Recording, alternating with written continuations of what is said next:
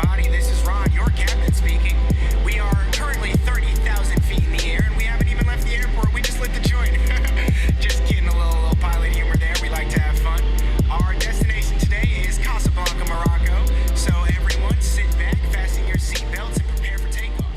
We will be arriving in 6 hours. 7-footers gang, welcome back. It's Jarod and Jenna. We didn't mean to leave you hanging, but everybody needs a little all-star break. Got to, man. Got to take a little break, recharge the batteries. You know how it is, but we're back, Jenna. We are back, baby. We are back like LeBron after an injury. I don't know. I just had to think of something LeBron-esque to start the show. Clearly, but we don't have time for that, Gerard, because we have to talk about the aftermath, or should I say the backlash, from NBA All-Star Weekend in Salt Lake City, Utah. The Jazz hosted this year. Dwayne Wade was all over the place. You guys know he's a part owner, of course, in the team. But really bad reviews, really mixed reviews. I mean, again, you know that's our like stomping grounds for, hanging out with our friends, yet, Right. grinding. But from a non-reporter standpoint, a lot of people weren't happy between the dunk contest and everything else that went on. Who was it? Mike Malone said it was the worst All-Star game that's ever been played. I mean, there's so much to unpack, but, what do you got to say about this? What's the deal? I mean, Jonah, it's All-Star Weekend. What do you guys think this is supposed to be?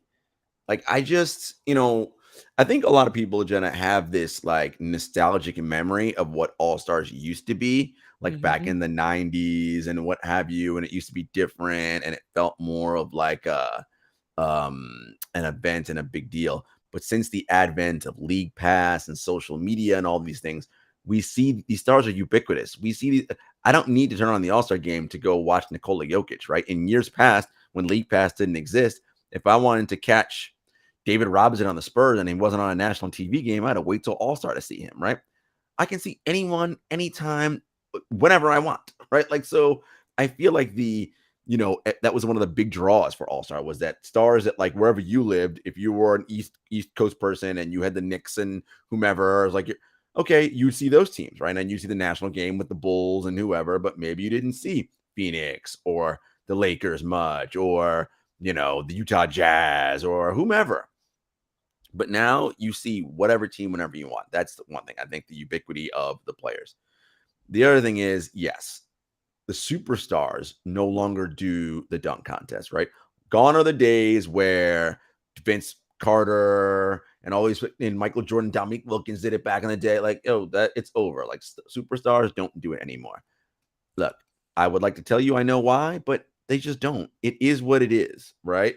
But when you are having an event that is supposed to be for the casual fans want to see the famous people they know. The famous people they know in the NBA are LeBron James, Giannis, Kevin Durant, right? Steph Curry. These are the people they know. And they want to see those people because those are household names. Well, that's just not the case anymore, right? In three-point contest, you will get some names, right? Steph and Clay have both won it. They've done it in the past. But it's just not that situation anymore. And the other piece about this, Jenna, is that, and I know fans don't want to hear this, but it's the truth. These players are exhausted. Yeah. They would rather be anywhere else than at All-Star Weekend. We are 2/3 of the way through the season. These guys have grinded through 60-something games already. They just want a break. They want to not see their teammates. They want to go to a beach somewhere, go home to their mama's cooking, whatever. Just get away from all of this for a bit, right? Just like how, we need vacations in our jobs. Got to get out of here. I need a break, right? That's what they want. They want a break. Now, yes, you're all going to be like, but Gerard, they get paid millions. Okay, fine. Whatever. Oh, yes, God. That's what the money's for. I understand. But that doesn't mean that you want to be thinking and doing this 24/7, right? And the other big piece, Mike Malone said it's the worst All-Star game he's ever seen. This is not a real basketball game. These guys are not trying to get hurt out there. So, of course, they're not going to be going hard. And, again, they would rather be anywhere else than where they are. And from a media standpoint, for us, Jenna, there's nothing on the court that, we go there for, right? We go for, we schedule, if we go to All-Star Weekend, It's because we've scheduled ahead of time interviews with Mhm. specific players, right? Through their shoe company, their agent, or whatever, to get exclusive one-on-one access for some video or for a short pod or what have you, right? That's our business side, right? One of our business pieces. The other piece is for us to network and, tap in with our sources in and around the league and around the game, right? Okay, cool. And then the third part, full transparency, is when reps at our favorite brands like Jordan Brand and whomever invite us to parties and we get swag and whatever. But actual like on the floor all-star stuff, no. Yeah. We're not Nobody there. even really stays for the All-Star game. I mean, the veteran move is when you're someone involved, like journalists, like we are with the NBA, is you get in, you fly in Thursday night, right? Yep. Key is to get there early. Or Thursday evening or late afternoon, and you fly out Sunday morning before the game. Yes. Like, that is the All-Star secret. Right? That's the goal. That's what we're trying to do. So, and again, the arena is not even filled with actual NBA fans. It's partners and sponsors, friends of partners and sponsors, family members of partners and sponsors. It's filled with NBA employees, employees, family and friends, right? Players, family and friends. It's not like, oh my God, the All-Star game is in, Chicago and a bunch of like Chicago Bulls fans, like maybe like, I don't know, 1,000 of them get in, 2,000, 3,000. Rest of the arena, that's not what it is, right? This is a very different thing. So I say all that to say, All-Star game just isn't. It's not that, right? It's a league. It's an opportunity for the league to have everybody descend on a city.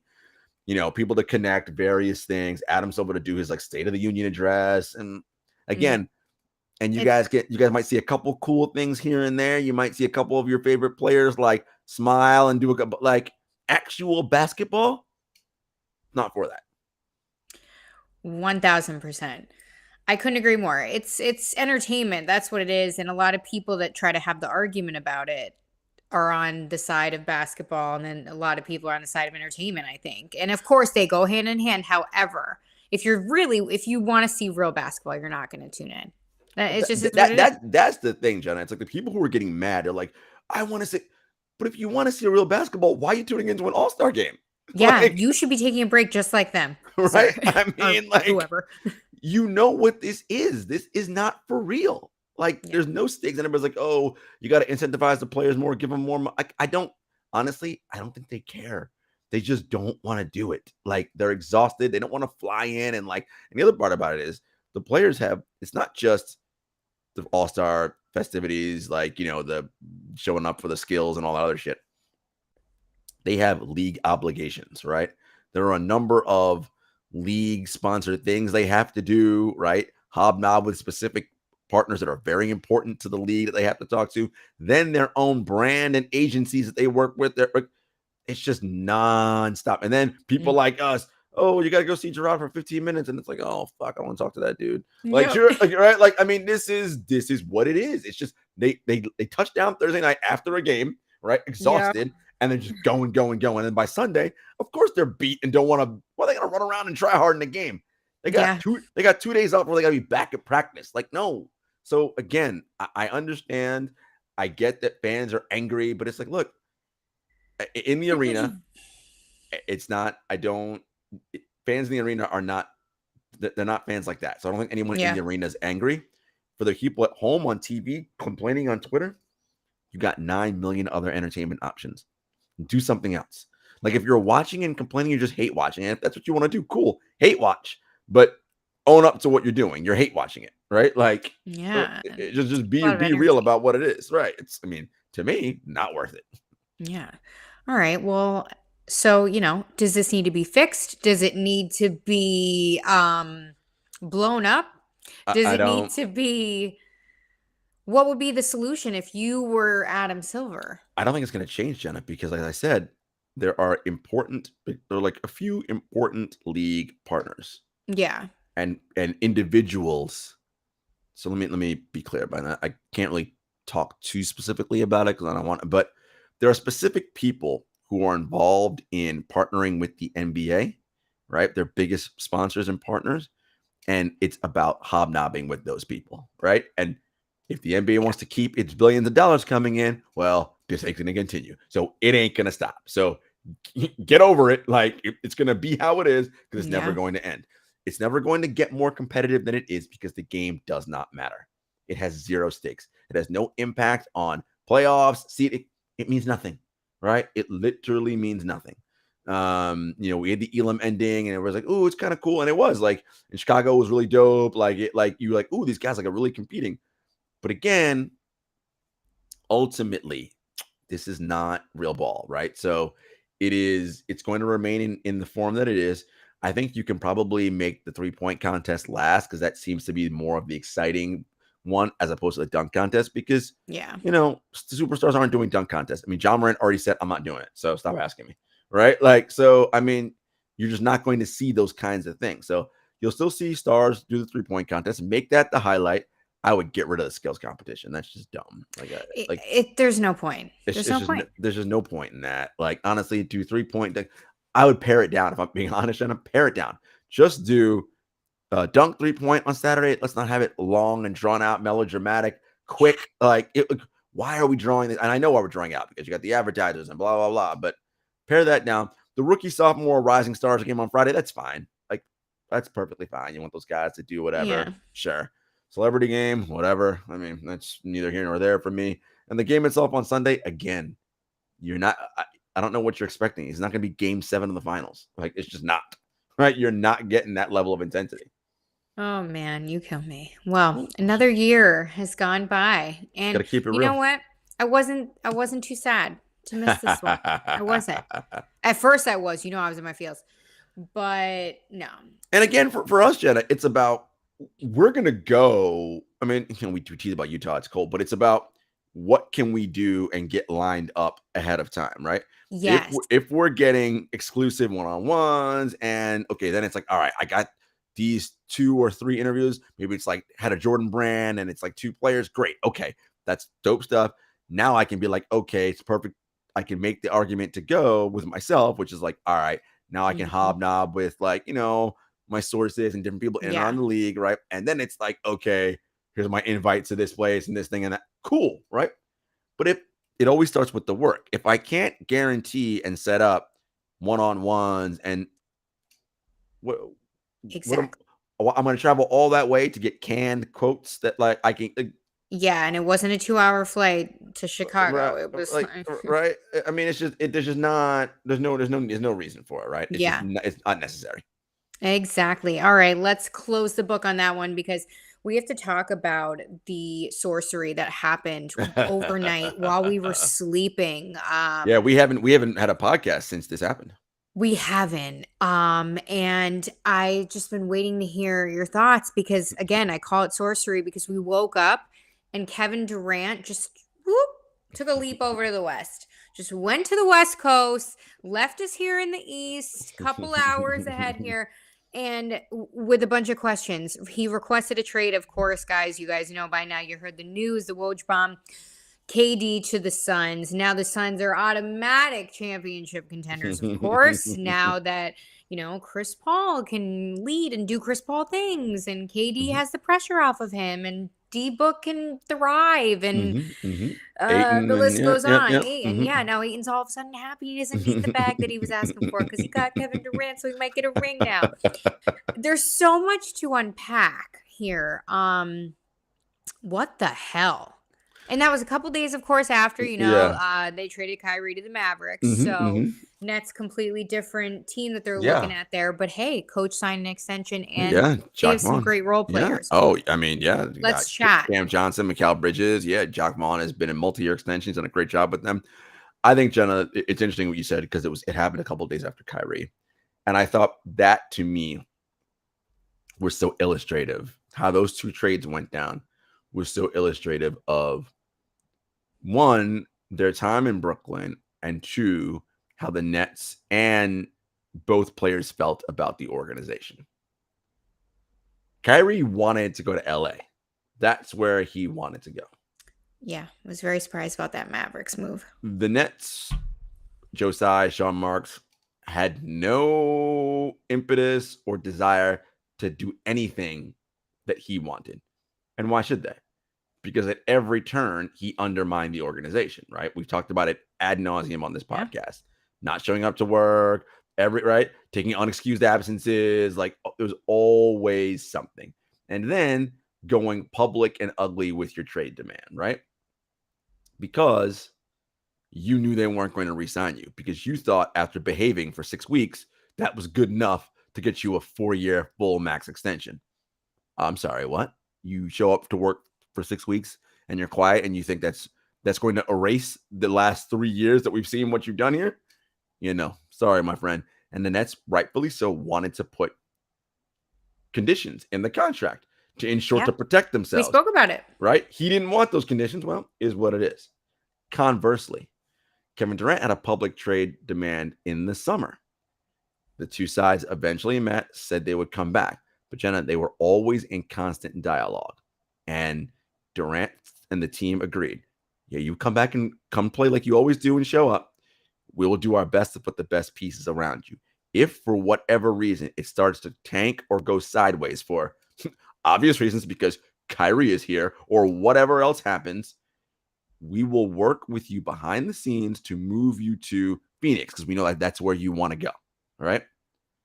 Jenna, the Nets worked with Kevin. And so once Kyrie went down and it was like, okay, we're losing a bunch of games and then they're not going to re-sign him. And it's like, okay, like, I just feel like, I don't know what's going on here. He wants out. Like if he wants out, let's try to get me where I want to go. If for some reason you can't get me to Phoenix now, I'll play out the rest of the season. We'll see as far as we can go. And in the summer, you'll work to get me to Phoenix. Both sides did that and agreed to keep everything quiet, not leak anything out in the media or say anything about anything. Lo and behold, what happens? Kevin ends up in Phoenix, right? He gets to go where he wants. The Nets get back what they, right? Everybody wins in this scenario, right?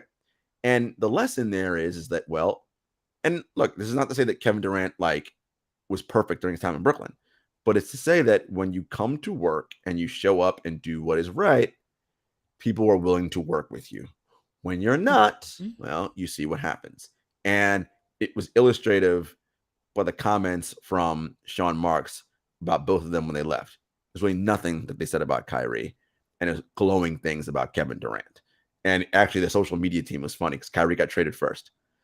They did not put out any kind of thank you, whatever, nothing. Just gonna say that, yeah. And then Durant gets traded. They immediately, thank you, Kevin, video, whatever. They eventually put out a thing for Kyrie, but clearly, it was, they were sending a message that they were not thrilled with how Kyrie comported himself when he was there. Even the way he handled himself, and again, not to poke fingers at him, but even the way he spoke about the Nets when he got to Dallas. Dallas, yeah. As opposed to the way Kevin spoke. Right. Again, right. I don't know what happened behind closed doors, but Kyrie sounded a little salty. Right. And kind Katie of I'm nothing but love for those guys. It's just, Jenna, it's about being a professional. When we leave jobs or whatever happens, there may be hurt feelings or whatever, but you and I know you don't trash bosses and former places out in public in mixed company where other people might hear, no matter what you actually feel about the situation, right? Yeah. You conduct yourself in a certain manner, a professional manner. Well, Durant did that. Kyrie did not. All right. And that is a reality. And, look, kudos to the Nets. They got back a ton of draft capital, some great young players, right? So the Nets will be a fun team. They're actually, it's funny, they're like how they were before they got Katie and Kyrie, just a little bit better than that, actually. So, yeah, right? They're fine. The culture is back. It's back. It's back. I love it. You love to see it. And I love that they extended coach. And I think that's awesome. But this is going to be interesting once Katie gets out there with the Suns. Yeah. Yeah. I think, look, the Suns, prior to this, right, Booker was injured for a bit and they were faltering, right? They had a good start to the season, but then Booker got injured. Chris Paul wasn't playing well and they started slipping. And prior to that, I was like, this team isn't going back to the conference finals. They got no shot. Well, now you have a shot, right? You have Kevin Durant. So things have changed. You have a shot to get back to the conference finals and a shot to get to the NBA finals. Look, you need to be good, very good, and lucky to win an NBA championship. So I'm not going to say the Suns are the favorites clear out, but because they have some depth issues, beyond those 4 guys that are starting, and those are big 4 pieces. We'll see what they can do and fill out the rest of the roster and who else can be. Because you know what it's like about in the playoffs, Jenna. Can you play as little bad players as possible and for the least amount of time, right? That's the goal, right? That's the goal. Really great way to put it when you dumb it down. But it's really what it is, right? Like, think about it. Like, when your star players go to the bench, do you maintain your lead? Do you sink? Do you, right? And the thing about the playoffs is, as I say it all the time, you don't get to play Houston and Charlotte and San Antonio and Detroit, right? All the dregs of the league. Everybody is good. No back-to-backs. So we have all the film and scout on what you like to run. We're going to hunt your weakest player right? It's all the different things that make playoff basketball so different than regular season, right? It's like you can't hide. Or it's like, we got a second back-to-back. Everything is exposed.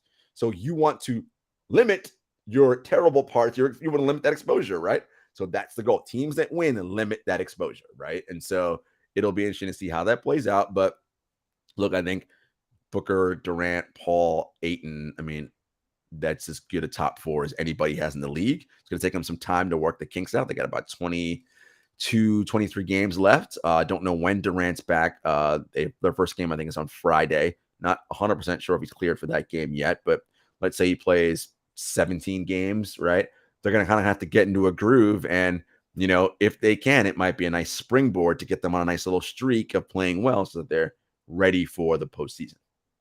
Oh, you love to see it. I'm over here crying about Chris Paul possibly winning his first ring. And then I'm also thinking about wait till they win a couple straight and everybody's like, oh my God, champion. So, you know how it is. Those narratives change. Of course. Had to lay it out there. All right. This is all the time that we have for, guys, because again, we are still enjoying our All-Star break and we got some more basketball coming up. So stick with us. As always, guys, you know where to find us: Apple Podcasts, Spotify, YouTube, Stitcher, SoundCloud, at 7footers Pod on Twitter, at 7footers Podcast on Instagram, at JS Hector, at Jenna Lemoncelli. And until next time, everybody, peace.